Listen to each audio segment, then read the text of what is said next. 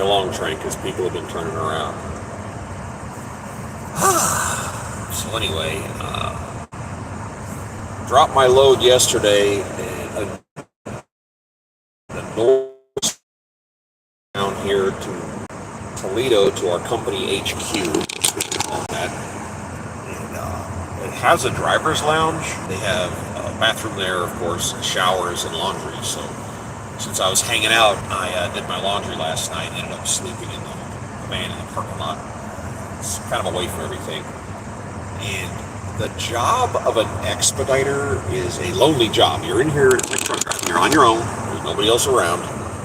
So you're kind of used to being alone. And this is the first time in all the months I've worked here that I've actually sat around and talked to other drivers. So that was kind of interesting. And there was a group of guys there last night, and they had a new class today.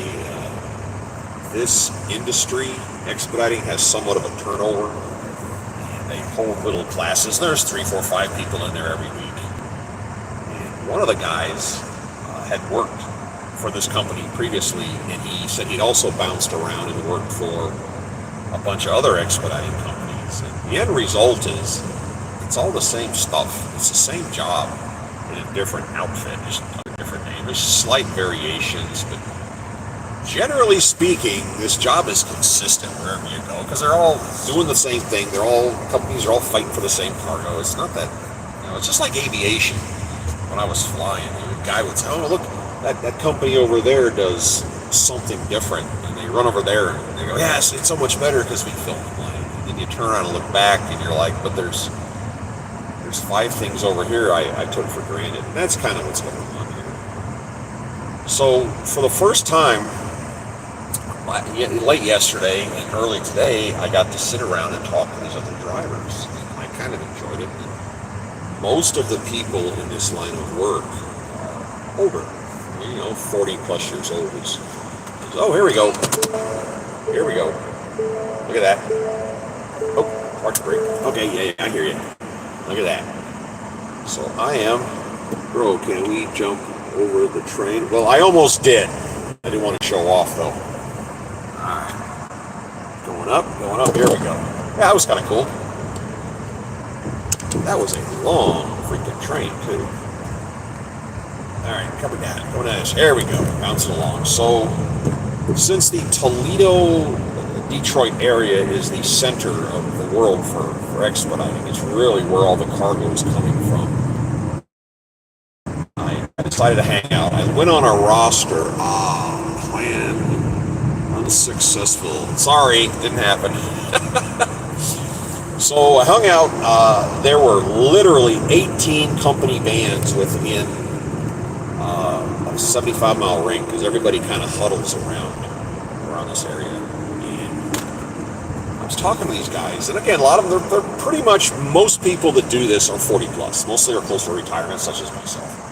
And there was a dude there I started yakking with, and if you stuck him under a bridge and gave him a campfire, you would assume he was homeless. He just heavy set, real bad shape, no teeth, kind of I don't want to be rude, but an unsophisticated air about him. He says, "What are you talking about?" What am I talking about? I'm talking about yesterday. I shot a video yesterday about wannabes, people who claim to be a member of or experience in something they've never done. And this job right here, I don't know if you're up on the details, but I'm an expediter. This is a van. I drive my van it's like a truck driver, but it's the simplistic version of it on a smaller scale. So I was just talking about the other drivers, and this is literally yesterday and this morning was the first time I really sat around and talked to them, and they compare notes and kind of talk about the road, which is weird because I don't really talk to anybody in this job. And hold on, sorry, I gotta turn here. Whoa, there we go. And since we had so many vans, we had some downtime. So this guy this morning, the same guy I was talking to last night, this dude that looks a little scruffy around the edges, he starts running his mouth, and we're talking about, I was in the military, and I was talking to another guy, And all of a sudden, this guy joins in the conversation and says he was making a delivery to Fort Sam Houston, which is a medical center in San Antonio. And again, he looks like a homeless person. Not being rude. You enjoy traveling, that simple. Don't communicate with different job titles. Don't complicate different job titles. No, this is literally called expediting. This is what my job is like. You're doing what a trucker does. It's just you do it outside of standard DOT rules. I don't have an 11-hour day. I don't have log books. This is just like driving your car, but I'm only carrying 1 or 2 pallets. It's just like I said, it's a simpler version.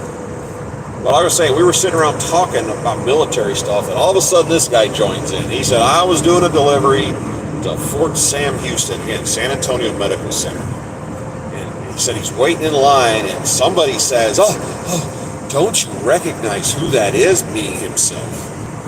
And I'm listening. He goes, yeah, you don't know? And I'm like, almost guy. And he says, no, he used to be a, quote, Major Colonel. Major Colonel, that new rank they must have created. And he used to be this really important Major Colonel, which does not exist. And I saw, oh, geez, here we go. And then everybody knows, if, oh, my God, if you ever see him, you just salute him and let him through. And oh, God. I wish he hadn't said that. That was annoying. Yes, I was in the military many, many years ago. That's where I got my flying experience from. I enlisted in 1986. My MOS was 19 Kilo, which is an M1 tank crew member. I did that for a couple of years, and using my Ninja Jedi mind control tricks and skills, I was able to bamboozle, this looks like a bad intersection. Nobody pull out in front of me. Bamboozle my way into flight school, and I ended up becoming a warrant officer, and I flew the Cobra attack helicopter, which my MOS, which no longer exists in the Army, was a 152 Golf, which again is on 152 Fox, or F, is the Apache attack helicopter. I never flew those. I did get to sit in one once. I was as close as I got. There is a bridge coming up ahead, and I thought that was a train parked on the tracks. Oh, train going over. Here we go. Look up. That was the same train that we just had to wait on. Check it out. Aha! We meet again.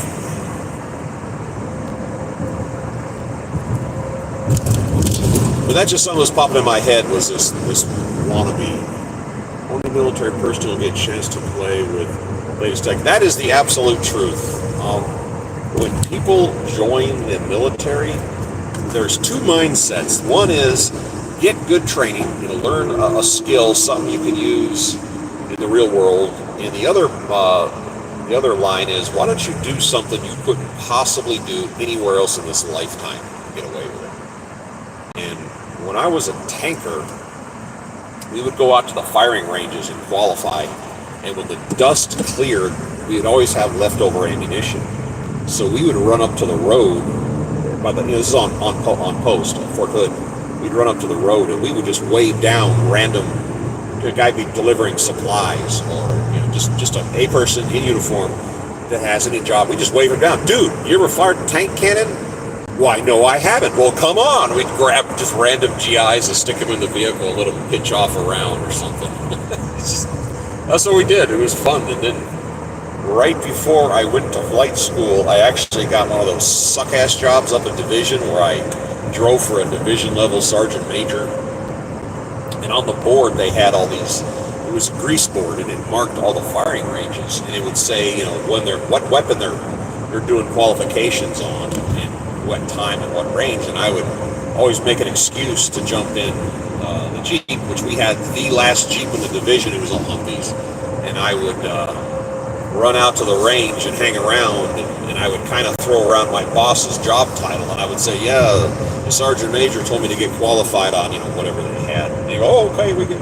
And I get to go shoot basically everything that went boom the Army had in his handheld. So that was my way of doing that. So I got to shoot the M240 machine gun, the M60, of course, as a tanker. I shot the 50 caliber, and there was a actually different type of handguns they had back then. It was kind of weird. I had the opportunity to shoot the old, and I think out of service,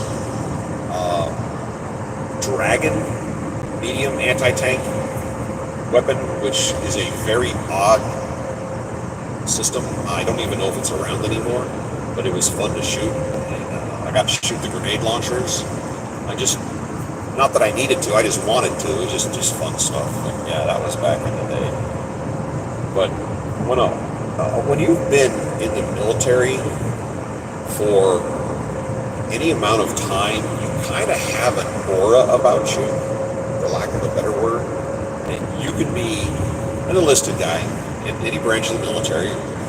You're off post, you're off base, you're 300 miles from a military base, and you walk in a store and you make eye contact with another guy who's in the military, and you both just know that that's a military person. You kind of have this little visual conversation. And if you've been in the military for a period of time and or retired, or you're an officer, like a commissioned officer, and you're retired, you're out of the military, you still have an aura about you. It's recognizable to other military folks. So when this dude this morning started up with back when I was a major colonel, oh, okay, so you're a retired field grade officer with a rank that doesn't actually exist. Okay, gotcha. There was another driver in there this morning, and he bought a van. He bought the Mercedes, and he set it up. It was used. He set it up. Whoa, noisemaker. He had the whole van set up, had his equipment in it, and he was coming to work. And a couple of days ago, he stopped at a Walmart for something. Went in, came out, and his van was on fire. I said, all right, I'll play along. What caused that? He said, the fire marshal doesn't even know. There's just something electrical under the dash just decided to burst into flames. But he's talking about you had a bad day, you know. Come out and you're engulfed in flames. And apparently it's on the internet. He said he looked himself up, and there's a video of it on YouTube. Somebody filmed it out in the parking lot on fire. And I was like, yeah, you're having a bad day. But anyway, like I said, I am going from Toledo to Medina, Ohio, and I'm trying to chase the coast road here. I like to... Nope, it's pushing me. Once again, it's pushing me down here. Look at that. Okay, I thought I was going to chase the coast road, but this keeps pushing me. For some reason, it wants to push me past it. I have my GPS programmed to avoid the toll road, so it takes me on a fun route. Okay, Sam says, good thing about military personnel is disciplined ability to act in circumstances where most people fail. That's the absolute truth right there. The military smashes stuff into your skull, and it reprograms the way you think. And that actually affects you throughout the rest of your life. As a commercial pilot, and as a military pilot, they hammer you with emergency procedures and stuff. And as a civilian pilot, one time my helicopter, we had an engine failure, and we auto-rotated into the water in the Gulf of Mexico, Gulf of America, whatever you call it. And while you're trying to process what's happening, your body is doing the procedure because it's been hammered into you. I am currently en route between Toledo, Ohio to Medina, Ohio, which appears to be southwest of Cleveland, to pick up 2 pallets at 2,800 pounds, which is within about 200 pounds of the payload capacity of mine. If you're an employer and you're looking to hire somebody, and they have to have military background, that would work to your advantage, because it's not that military people work differently, it's that they understand, they don't challenge what you're saying. They don't challenge their job, they don't challenge the mission. And that is something, for instance, you tell your new hire employee, go do this, this, and this, and they go, well, why am I doing that? What's the purpose? Why? How come I have to? They want to ask. Well, you tell a military person, hey, go get a hot tub, 300 gallons of green Jell-O, 2 goats, a jar of mayonnaise, and a video camera. And the response you're going to get from the military person is, okay. I mean, that's okay. And then somebody will say, well, why are you going and getting that? I don't know. Well, did you ask? No. Why didn't you ask? Don't care. Don't. The boss said go do it. I'm not going to challenge it. As a pilot, as a commercial pilot, when I used to fly out to Gulf, I would be at base A. Wait a minute, what is this trying to tell me here? I would be at a post at a shore base, and they say, hey, they call on the radio, and they say at the end of the day, give us a radio call. And I call us on the phone. All right, go. I land right in the middle of a hitch, a 7-day hitch or 2-week hitch, and they go, hey, pack your bags and go over to this other base. I was at Galeana. I said, go to Freeport. All right, go to Freeport. These guys go, what are you doing? They want me to cover Freeport. And they go, well, is somebody going to cover your shift? I said, I guess. And they go, did you ask? No. Why did you ask? Because they told me to go to Freeport. That's not my responsibility. I'm doing what I'm told. Okay. But I have seen those who become military personnel but fail to maintain integrity. A really dangerous person too. Oh, I agree. There are people that fall. I've actually worked with a couple of those. I flew them. They're kind of their military training went away. The guy was kind of a slob. The military kind of beats that whole slob thing out of you. Oh, another spam call. Never mind. Yeah, you beat that out. They beat that out of your system. But for the most part, that's how it works. And as far as flying is concerned, helicopter flying, you're going to get the best helicopter pilot training anywhere in the Army. Even the Marine Corps sends their people to the Army for helicopter pilot training.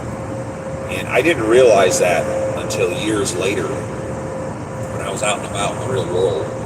And I read, in the civilian world, when you're doing flight training, what's called an SEF, a simulated engine failure, where you're flying around over an airport and they roll the throttle off and you have to do an auto rotation, which is a landing without power, which can be done.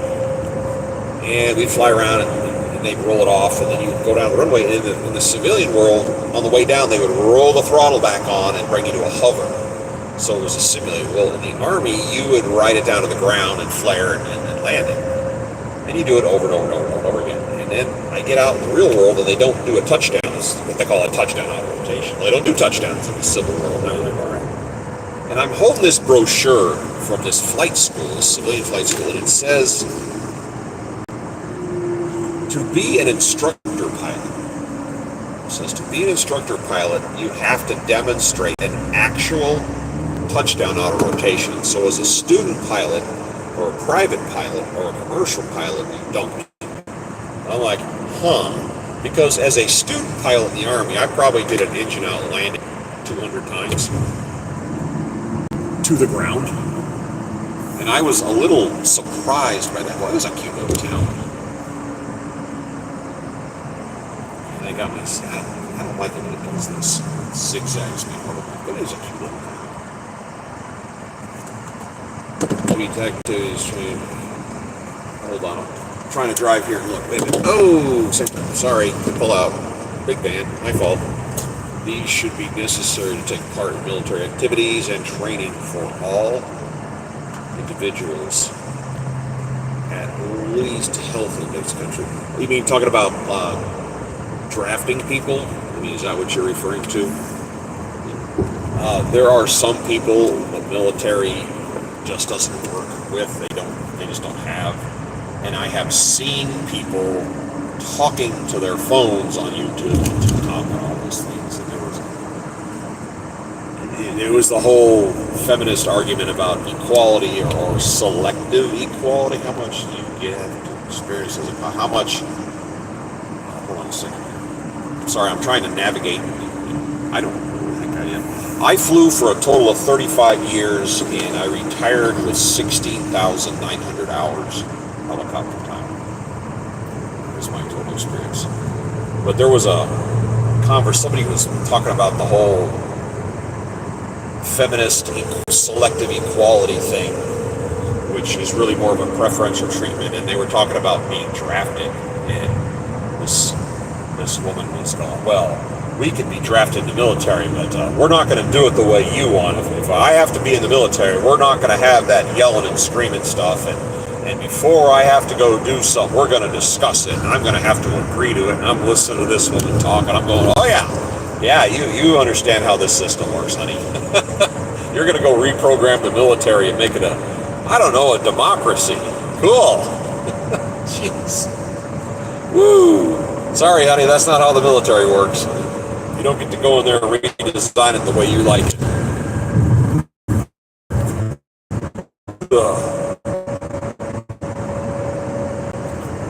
This has me getting just on time for my pickup.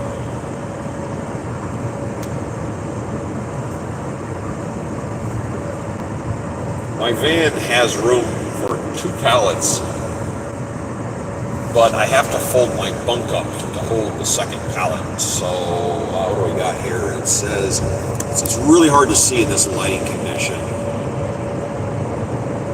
Feminist Western notion is big trouble. Yeah. Universal Uno. Hey, you're back again. That whole feminist thing. I don't go too far down that road, but basically the screaming comment is men and women are equal, but I don't think you understand what the word equal means. That means the same. And guys and women and men don't think the same, we don't act the same, we don't process information the same. Women leave clues, women do hints, guys whoosh right over our heads. We don't have a concept for someone dropping a clue or leaving a hint. We don't see it, it's invisible to us.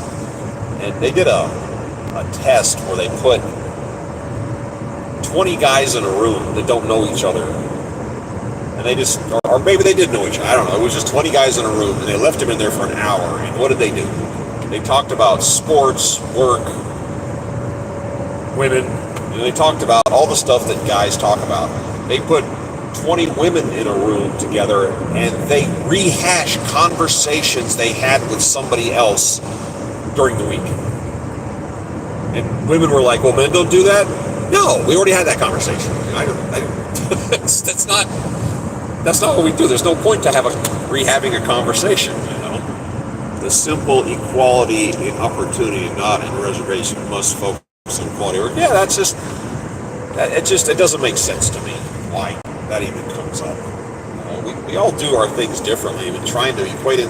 And I've heard women say, oh, women are just like a man, which is not really that's not really a goal. I mean, not to be mean, but being just like a man is not really an accomplishment, and it shouldn't be a goal. I mean, it's not necessarily the best place to be. Women are complicated, men are, and because women are complicated, I think men are complicated. And men are just, There was this joke about a woman was sitting in her living room 8 hours into an argument with her husband that she was having, but the whole argument was in her head because he wasn't even part of it. He had no idea she was having this big dilemma. All right, getting up to speed here. Let me see. Coming over. Hold on a second. Coming over. It says, why are we talking about this? Yeah, no kidding. I'm sorry. When people with weird things pop up, it just wanders off in a direction. Like I said, yesterday I made actually 2 videos. I'm going to make one here later after we get this load and going the other way. I was just thinking about that thing I talked about yesterday about the Wannabees. It just came up, and all of a sudden I bump into a wannabe, and it was weird to have that guy sitting there, just blah, blah, blah, blah, blah, blah. Anytime somebody steps into your area of expertise, it doesn't take but a hot second to figure out they have no idea what they're talking about. Or they start quoting crap from movies, stuff like that. You have a topic? I've got another hour and a half to go here. I thought this was going to be a short one.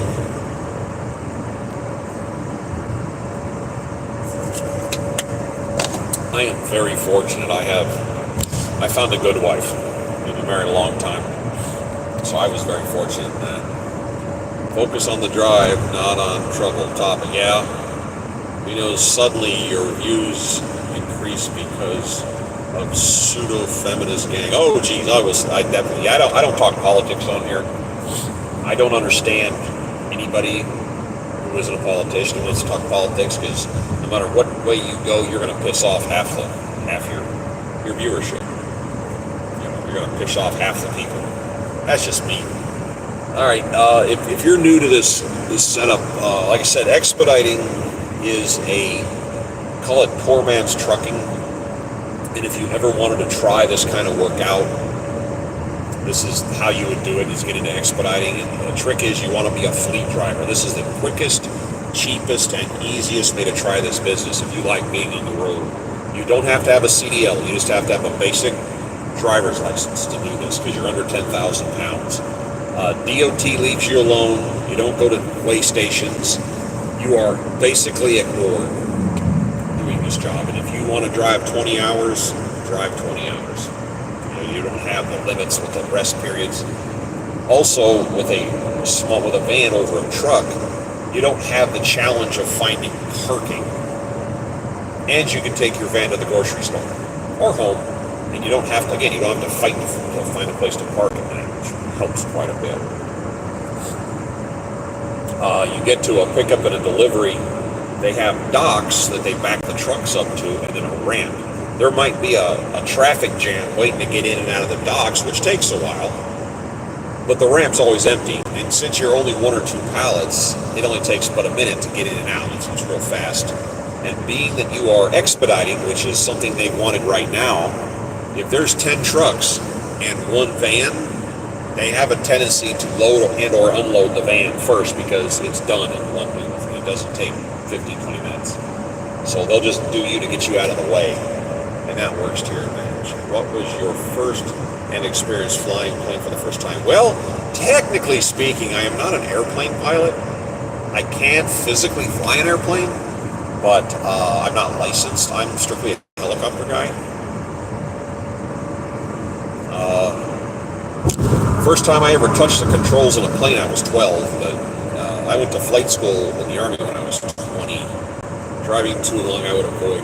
Yeah, some people, again, this isn't a job for everybody, and that's why I tell people who want to try to go be a fleet driver. You are literally driving somebody else's vehicle. So you get in, you try, you like it, you can go get your own, and you kind of change your financial situation. Your liability goes up, but you can change your financial situation. But there are people, what I say is, you can come out here heavy or you can come out here light. And coming heavy is you bought your own van, you got it set up. Coming out light is you're driving somebody else's. And there are people who come heavy and get involved, and they find out they don't like it. And it just doesn't work for them. And there was a kid about 6 months ago, he was in his 20s. But there was a kid that went heavy. He decided at 23, 24, 25 years old, he wanted to be into expediting. And he went out and bought a new Mercedes. And he didn't buy a little one. He bought the big one, the one that can haul 4 pallets. And he's probably into that thing for $65,000 or $70,000. And he shot videos like I did, shooting YouTube. He had this fancy bunk and a fridge and a microwave and put shelving in it. He had a pop-down TV screen and solar hookups and batteries. I mean, he had it. It was, pardon the expression, it was the tits. He had it set up really, really, really nice. And then he starts shooting videos. Oh, here's what you do and here's what I'm doing. He lasted 3 weeks. He was an expediter for 3 weeks. And then he made a video and he went, well, I don't really like being out on the road. I want to hang out with my girlfriend. And now the van's for sale. I said, okay. So he went in heavy and just found out he didn't like it, which happens, I guess. But that's it. So don't come out here assuming, you know. Until, sorry. Woo. I kind of like driving. I like it's low stress, low pressure. There's no coworkers next to me. It's just I kind of like driving. I've got my audio books. I've got my satellite radio.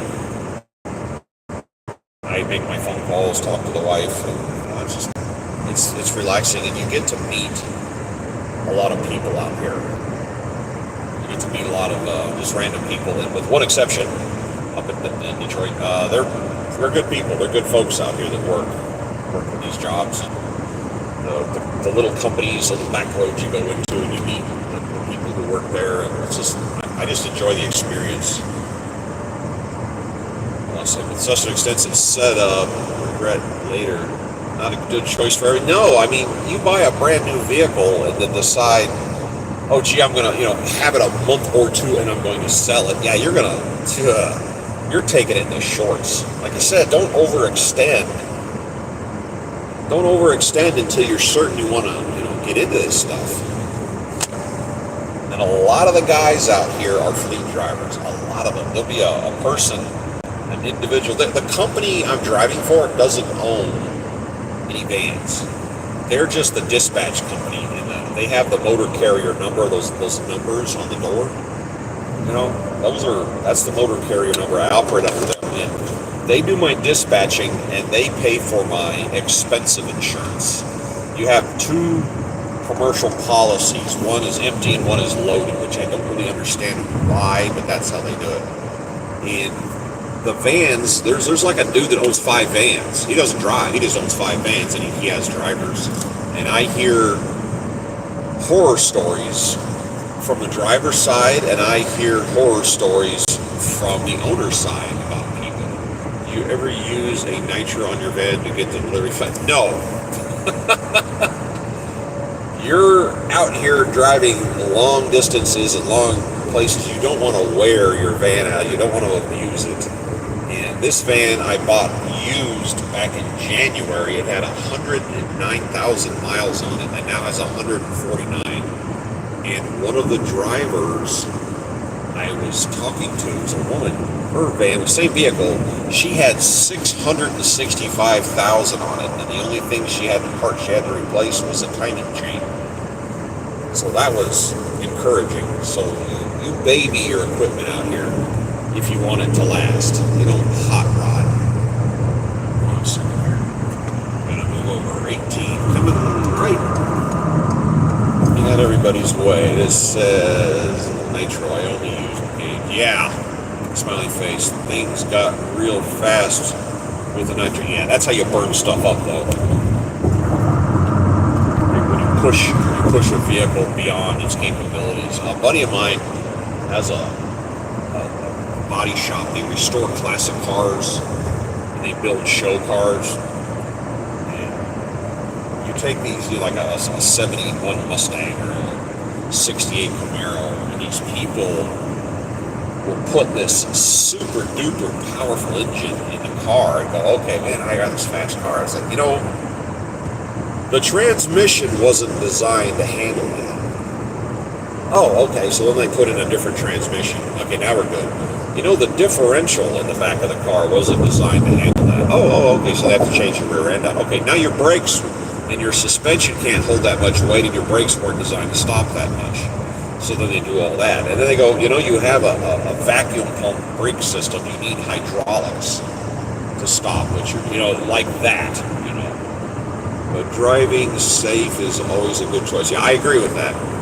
I discovered this. I have a Ford Transit 250 that is the medium roof, long wheelbase. And I discovered through trial and error that 62 miles an hour is the sweet spot for this van for gas mileage. So I get out in the open, the speed limit 70, 75. I'm going 62. That's just where I leave it, let traffic pass me.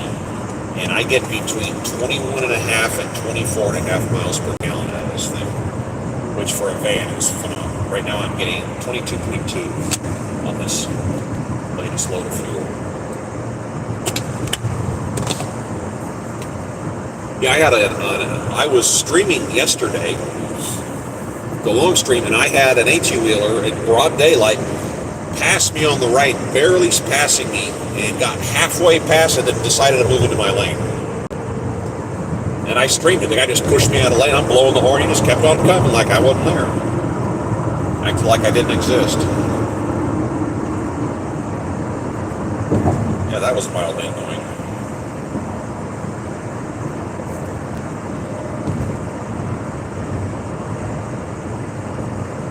Truck just went by the other way. It had like a big bed on it, open. It was full of cabbage. I mean, it was exposed to the daylight sticking out. It was kind of weird. Oh, Route 20. I am on, yeah, this is Route 20. If you follow, and I am maybe centered between Toledo and Cleveland on Route 20 eastbound right now. And if I was to stay on this road and continue driving and going through Pennsylvania and popping out and then going about 10 miles into New York, this road drives right through the middle of our family, the family farm. It's been in the family forever. And my cousin lives there, but Route 20 literally cuts through the middle of the property. The 160 acres, and all of a sudden, they drop a highway in the middle of it. So I could just stay on this and end up at their house. Sorry. Nose.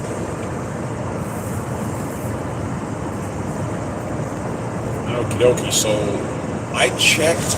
Again, our company has an app, and on there it tells you how many company vans are within,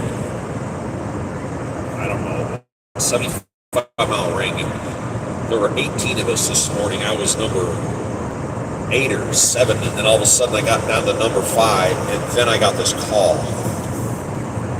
Longest hours you have driven, expediting or period? That's the question. Because those are two answers that are really, really, really far apart for different reasons. Yes, let me know, Sam. Because I have an extreme version of that. Expediting. Okay, I ran somewhere in Ohio, somewhere, to Kansas City. It was 1,000 miles. I think, I want to say, I drove the whole night through, afternoon all through got there in the morning, and I think it was 1,000 miles, and I want to say it was 16 hours or something. I just stopped for gas.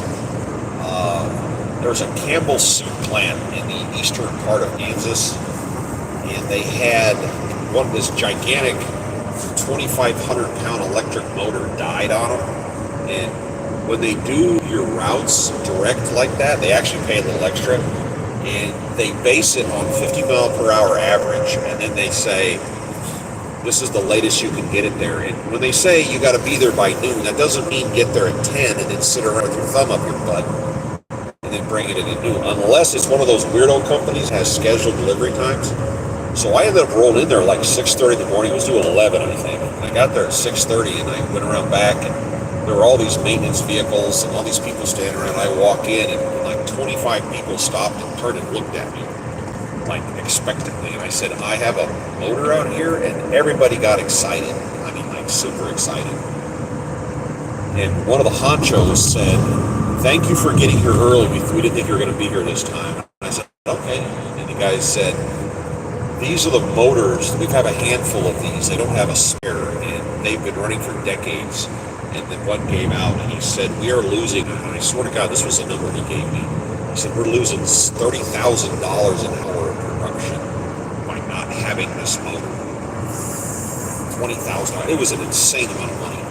He said, so thank you for getting here early. And I'm like, cool. So that was, I want to say, 16 hours or something for expediting. I've driven a whole lot longer than that in a car, but you don't get a lot of those. But occasionally they get an expedite that's hurry, hurry, hurry, hurry, hurry, hurry, hurry. And sometimes you'll get a load, you pick it up on a Friday, and the place you're taking it to isn't even open till Monday. And they want it there at 7 in the morning on Monday, and it's 350 miles away, and you go, that's going to be a long weekend.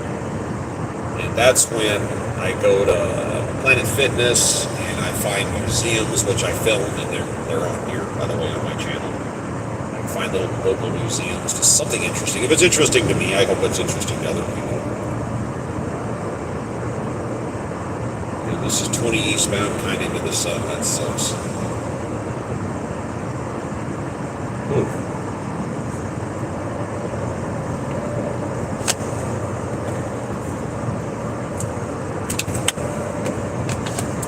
Brake lights, brake lights, brake lights.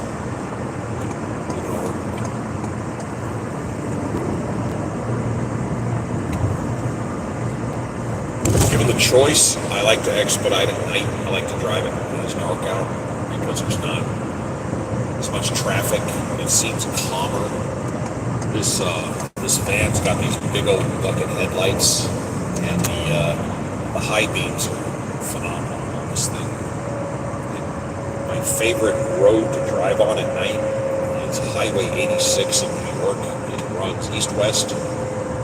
It's just south of Interstate 80, and it's off a toll road, which is what attracts me to it.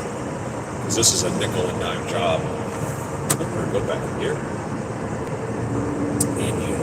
And it's through the woods, and there's not a lot of civilization out there, and there's no lights, it's just all trees. So you get out there, the road is split, and there's trees in the middle, so the other side of the highway is invisible, so it's just you and the highway, and the darkness and the trees, and you can hit your high beams and just leave them on and drive for periods of time, and I enjoy it. I enjoy listening to my music and my audiobooks.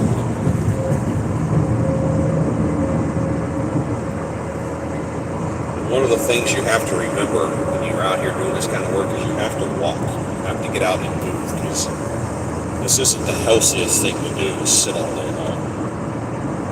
I did it as a pilot, but it wasn't like 8, 10 hours at a time. Whoa.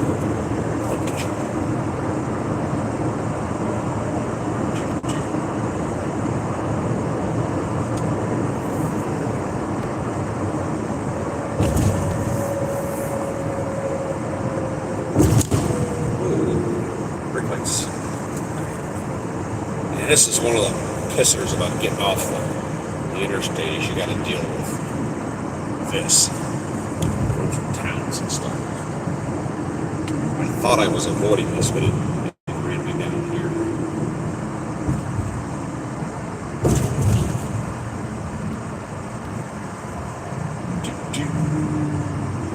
GPS. A lot of people run navigation on their phone, which is fine. Normally works. Just keep in mind there are places the phone navigation doesn't work because you have no reception. Keep that in the back of your mind. I have an old school GPS in here that I use just for navigating, and then I use my phone for everything else.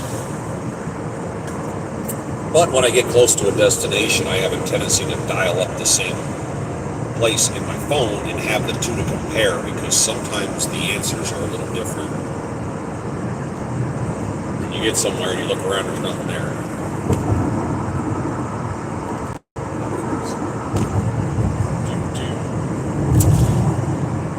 Alright, that was my morning video I wanted to make about about Wannabees. I didn't think it was going to be this long. Let's see. Alright, so I'm going to cut this one off. I'm going to come back later, and I had a video a stream I wanted to make later. This wasn't supposed to last this long. It just did.